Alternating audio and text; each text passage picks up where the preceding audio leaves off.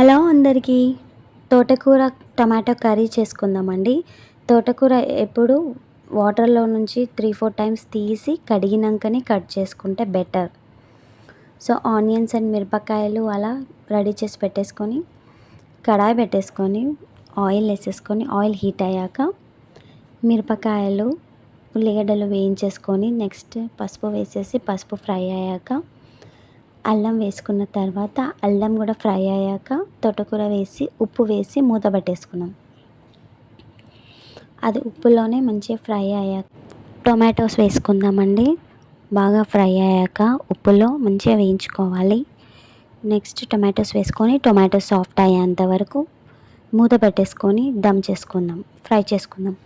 Next కారం వేసేసుకొని కారంతో పాటు మళ్ళీ కొంచెం సేపు ఫ్రై చేసుకొని కొత్తిమీరకు వేసుకొని ఆయిల్ ఫ్లోట్ అయ్యేంత వరకు అంటే ఆయిల్ తేలేంత వరకు మనం వేయించుకుంటే యమ్మీగా ఉంటుంది తోటకూర.